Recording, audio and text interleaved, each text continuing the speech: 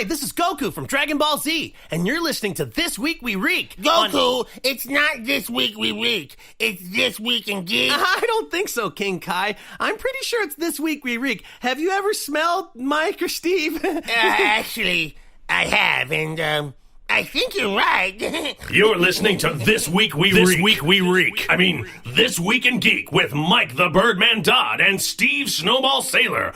Did you grow up with the NES, PlayStation, Star Wars, cartoons, and 80s TV? Do you like to think who would win in a fight between Batman and the Master Chief? Comics, games, movies, music, and TV. They're gonna tell you everything you need. Superheroes or not, they got your back. They're gonna save the world of geeks.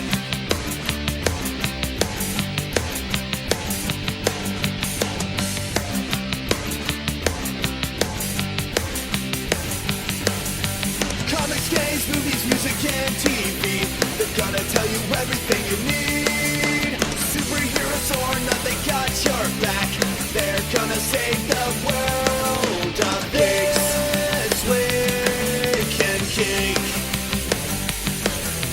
This Week in Geek. Hey guys, what's going on? This is Mike the Birdman Dodd, and you are listening to This Week in Geek's Fan Service. Well, normally this show is hosted by David Double D Dennis or perhaps Jordan Headphones Rutherford, but no, it's just me today, as the Birdman often flies solo, as it always seems to happen with really important interviews. Now, I've been kind of doing a little bit of research and kind of going through people that I want to talk to, and I decided I wanted to talk to Chuck Huber. Now, that's a name you may not be immediately familiar with, but his work you definitely are familiar with. I recognize him most as Android 17 from Dragbonball Z and Garlic Jr. Now, I also found out he's done a lot of really interesting other work, and today we're going to talk with Chuck about his career, what he's done, how he got here, and basically everything you needed to know except his social insurance number. So, Chuck, welcome to This Week in Geek's Fan Service. How are you doing tonight, my friend? I'm doing great, Mike. Thanks for having me on This Week in Geek. Absolutely. It has been quite the task to track you down. So what has been keeping you so busy of late before we jump into the real meat of this? I've been doing some movie business, which is, most actors will tell you, that's where they really want to head anyway. And we had a little independent movie that won first place at the Houston International World Fest Theater Festival. And from that, we got a distribution deal, and it starts showing in theaters May 5th. It had a brief run in 2 or 3 theaters as sort of a test market, and then in May 5th, it blows up to 60 theaters all across Chicago and the Midwest and Indianapolis and Knoxville, Tennessee, I think. I'll probably put it all up on my website at some point. But, so that's been kind of exciting. And from that, there's another couple movies that might be coming down that I might be able to make, which might be kind of fun. Impressive stuff, man. Definitely, we're definitely going to go into that as the interview goes on. Find out, as I didn't know you were a filmmaker, much like we are here at This Week in Geek. So, Chuck, I guess where I want to begin this interview is at the beginning of the beginning, if you will. And as my co-host Steve Snowball Sailor is often fond of saying, very much inside the actor's studio, though I don't know what the hell that means because I've never seen the show. So I'm going to ask you, where did you grow up, and what was your childhood like? Basically, did your childhood influence you getting into this wacky world of voiceovers and acting? That's a very interesting question. It all began, Mike, when a man and woman love each other very much. I was born in Chicago and moved to Texas when I was in 7th grade. And then I moved back to Chicago when I was going off to college. I went to DePaul University in Chicago and studied acting and quit school, actually, in my 3rd year to start acting full-time. Started at the Steppenwolf Theater and the Goodman Theater and a bunch of really good theaters up there, and did some TV film stuff. I did an episode of America's Most Wanted where I played the killer in the reenactments, and it's always fun because the FBI, they brief you and they say, now you may be arrested once the show airs because people are confused and they don't know the difference between the actor in the reenactment and the real killer. And so they think, I've seen that guy. He's an actor. I didn't realize he was a killer, too. And so they'll, think you're the guy and have you arrested. But they say, they give you a number to call just in case that happens to get you out of it really quick. And then after that, I did there was a show, a TV show for a while of the Untouchables. And I did that. The one interesting thing is that show had Gimli the dwarf before he was Gimli the dwarf in it. So I got to act with one of the future Lord of the Rings stars. And I actually got to hit him with a rubber baseball bat, which was kind of fun. And then my child was getting older, and it was getting difficult to teach him how to ride the bike in the alley, because this was literally one day this happened. I was teaching him to ride the bike, and there was a homeless guy behind a dumpster, and I kept having to tell him to stop before we got to the homeless guy by the dumpster, because it made me nervous. Not because I thought the homeless guy was going to do anything, but if he ran into him or something, it's just complicated. So my wife and I decided to move back to Texas, and then in Texas, somebody told me about this company, Funimation, go figure, who was doing something called Japanese anime, whatever that was. I mean, I'd seen Akira, and, I grew up with Star Blazers and G-Force, and so, I mean, I loved it.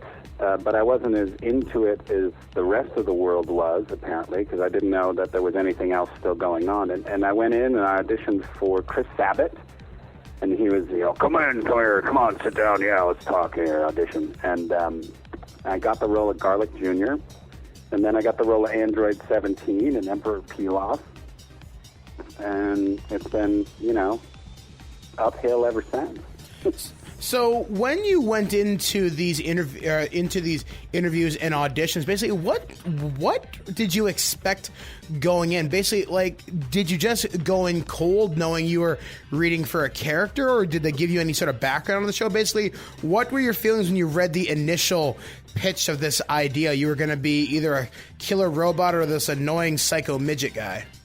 Yeah, well, Chris just kind of showed me a picture, and actually at the time, John Bergmeyer was the engineer, soon to be replaced by Justin Cook, the engineer. But Chris kind of just showed me a picture of Garlic Jr. and said, do some voices for this guy, and gave me some script to read, and I did.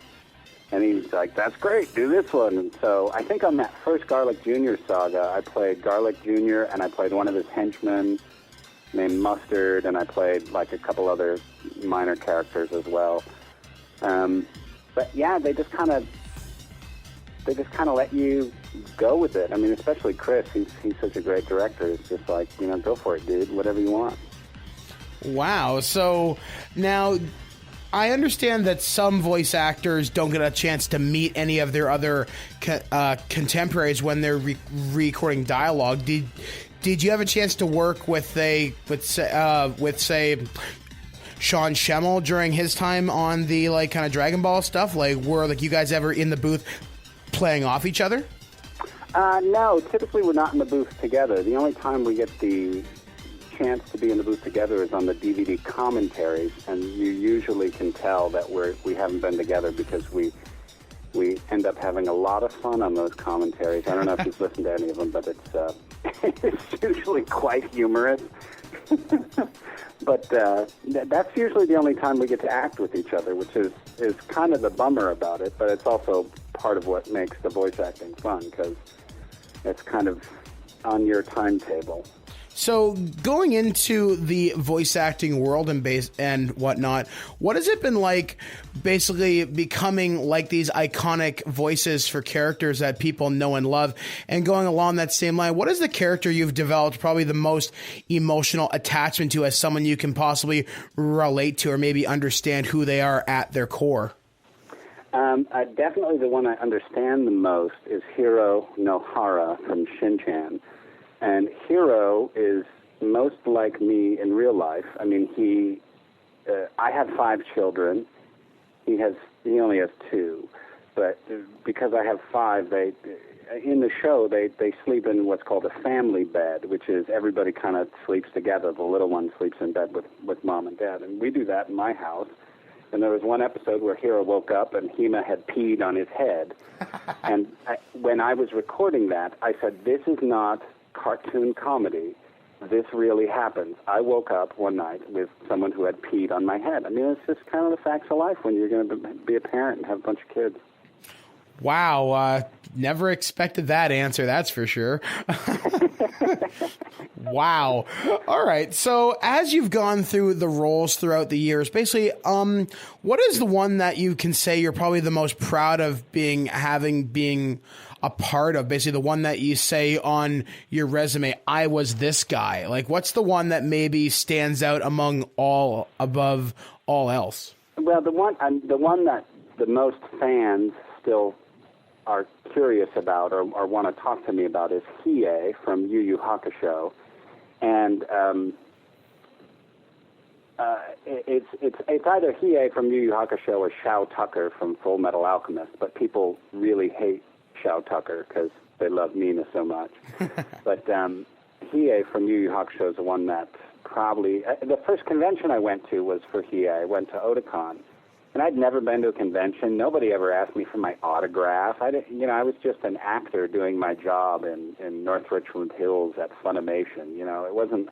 I had no idea that anyone even cared. And then I went to a convention, and there was, this gigantic line of people waiting to see me and get my autograph. And I was really kind of confused. I didn't know what was going on.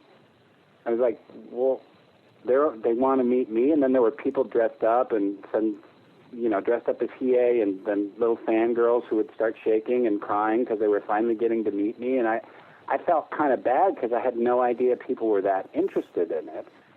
And then, some of the fans wanted to start a fan club, Chuck's Donuts, they called it. I don't know why they call it the Donuts, because I'm the coffee, I guess, and I felt kind of obligated because if there's that many people who want to, support you, you should participate with them. I figured it was the least I could do. But that was that's what kind of opened my eyes up to the whole anime world. And since then, getting to direct a little bit, sub-directing, and mostly the writing of the anime has really made me understand how the fans can care so much about the shows, because I had an experience when I was writing Baccano. I got to write the whole series by myself, so there were no other writers on it, so it really felt like my show. But we got to the end of the series, and I wrote the last words, and the show was over, and the credits rolled, and I had nothing left to write, and it was like 3 a.m, and suddenly I felt really sad, like all these friends of mine were gone, and they were never going to have new words to speak again. And that's what really, really helped me understand the whole mindset behind the anime fans, of which I am now one. So speaking of anime fans, as you said, you had people that started a fan club and all these interactions with fans. What's the most memorable experience you've actually had with a fan on a one-on-one level, or perhaps in a group? Maybe they might have taken you out for dinner or drinks, or if someone ever given you something personal, there's the sign that really meant something to them. Or basically, what's the most personal interaction you've had with a fan? There's so many. I mean, there are so many. Every convention usually has one or two where somebody is touched, or somebody is, they honestly come up to you and thank you. They say, you don't understand, Yu Yu Hakusho got me through high school. If it wasn't for Yu Yu Hakusho, I wouldn't have made it through high school. I would have quit. I've had people who really, anime gave them the escape they needed from the pain of high school, because high school is a lot of pain, especially big public high schools.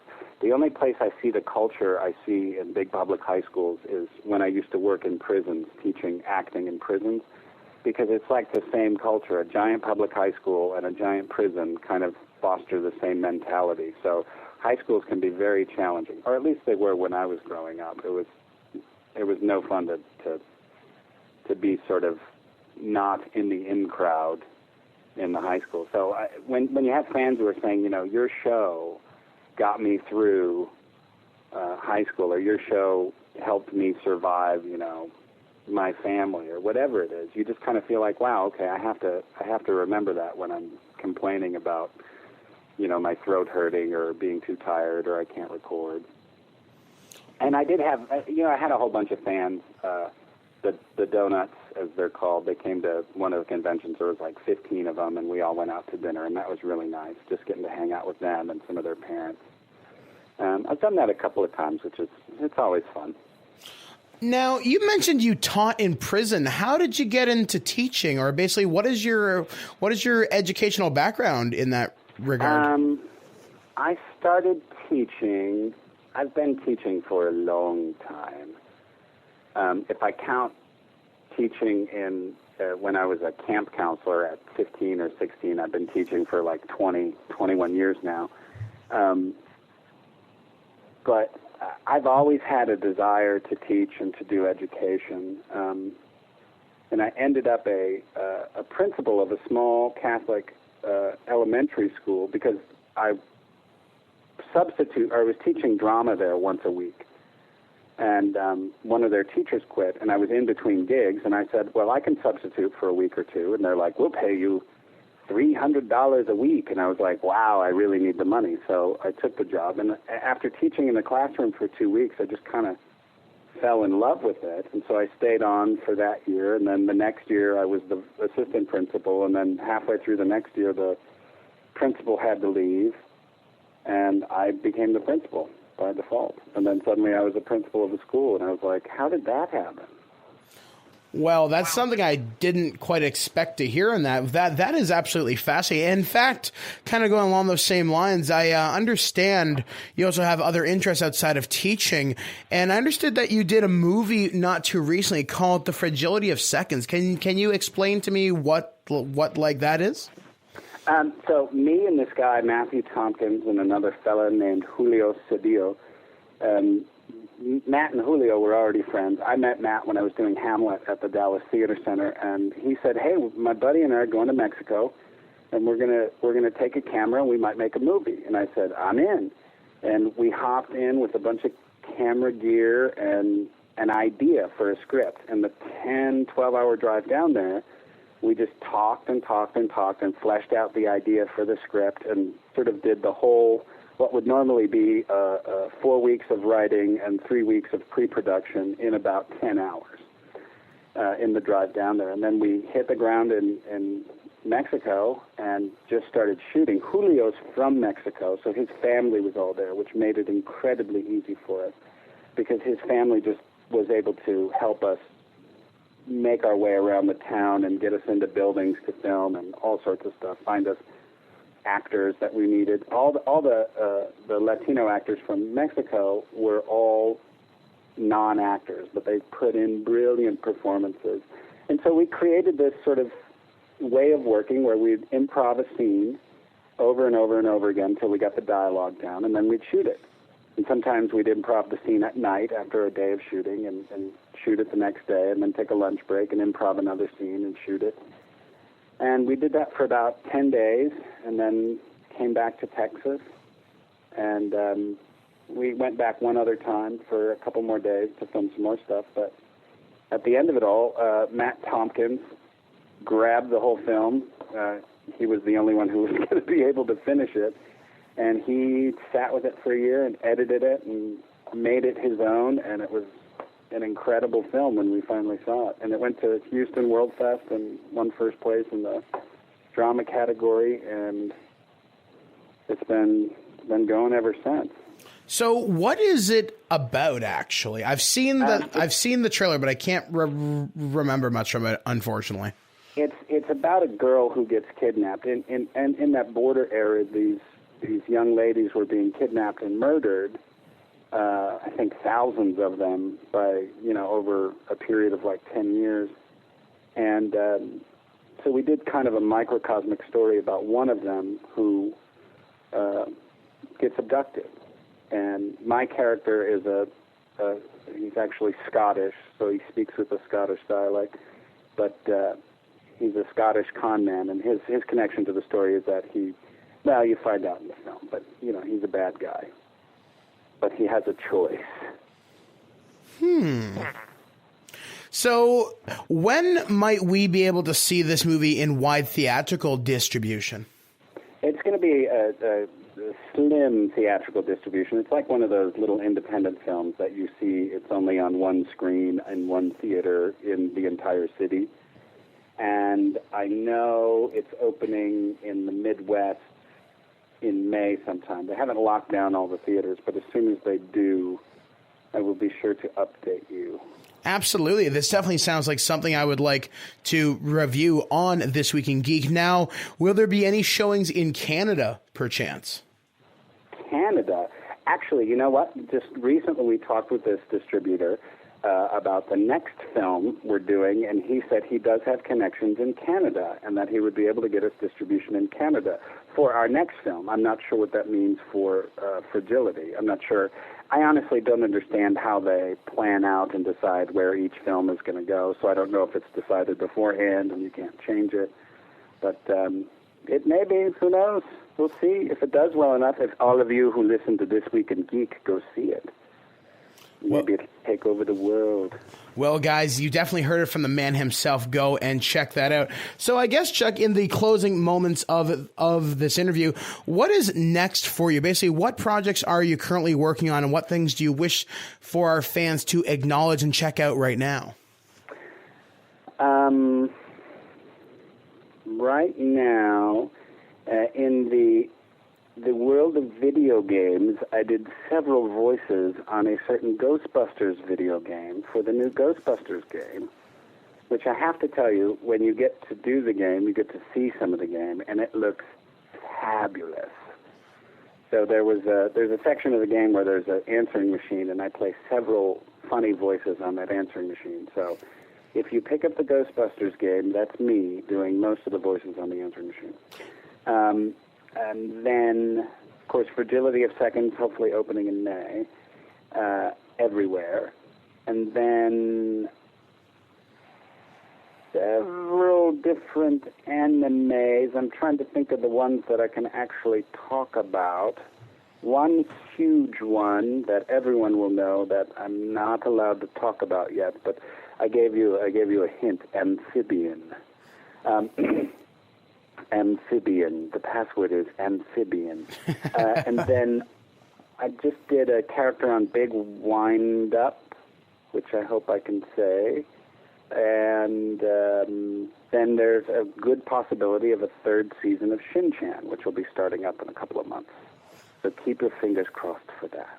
Well, awesome. Well, definitely, Chuck, want to thank you for your time today. And as I often ask a lot of the voice actors that we interview here on This Week in Geek, and specifically This Week in Geek Fan Service, what advice do you give to anybody who wants to maybe break into this business? Basically, what are some tips and tricks you might be able to share?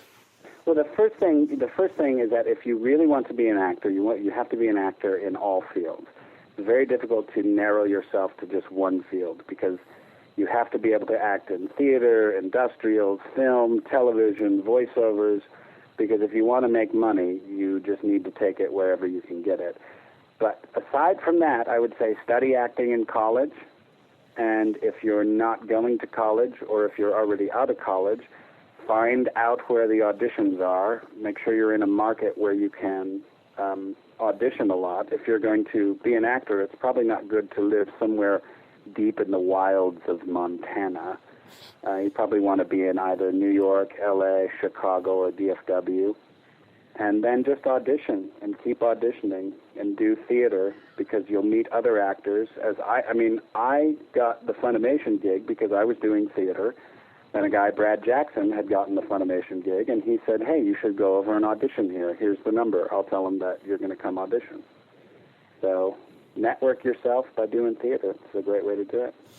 Awesome stuff. So, Chuck, if people want to get in touch with you or check out some of your work, where would they go to do so? I am on MySpace and Facebook, both of them, Chuck Huber. And then there's chucksdonuts.com, which is my fan site, which has a bunch of stuff on it. forums and whatnot, news. And Fragility of Seconds, if you go to fragilitythemovie.com, you can see all sorts of stills and director's notes and whatnot. All right, cool then, Chuck. Well, once again, I want to thank you for being a part of This Week in Geek's interview series on This Week in Geek Fan Service. So, guys, you just heard it from the man himself, Chuck Huber. If you're not out there checking out the Fragility of Seconds, I will find you. Anyway, guys, so for This Week in Geek, I've been Mike the Birdman Dodd saying live free or die hard, and I'll be back next week right here on ThisWeekInGeek.net. And don't forget to check me out on 11:50 a.m. WIMA on the Mike Miller Morning Show. All right, guys, I'll talk to you soon, and as always, take care. Want to see me make bubbles with my spit? Sure do. In fact, that's the theme of our next show. So don't miss it. What the hell happened to George Lucas? Remember, kids, buy pizza, pay with steak. What's your social media business card? My fist. Just give me a big box of beef. Don't give them ideas. Don't forget our other TWiG project, George Lucas has lost his mind.com. Does Jesus have Matrix powers? I think the Pillsbury Doughboys albino. I'd like to see a cat on Tourette's. That's the moment I give up on life. Because then I don't know what to believe in anymore. When the Amish start twittering, I'm done. Can we leave this subject alone? Hello. I can feel it coming in the air tonight. Oh no. Hi, Chris. How are you? I'm confused. As you can imagine, they don't let us out much. You've been listening to This Week in Geek. Tune in next week to hear Kyle Hebert say, Today, the world. Tomorrow, the universe. Next week, my chiropractor. Ay, my back. check out our website, ThisWeekInGeek.net, for more geek content, as well as subscribe to our podcast through iTunes or any podcatcher. If you'd like to comment about this episode, head to this episode post on ThisWeekInGeek.net and comment through Facebook Connect. Or you can also call our voicemail line at 817-717-7202. Or email us at feedback@thisweekingeek.net. This extra music was produced by perpetualemotionmachine.ca. We'll see you next time, and remember, lower your shields and surrender your listenership.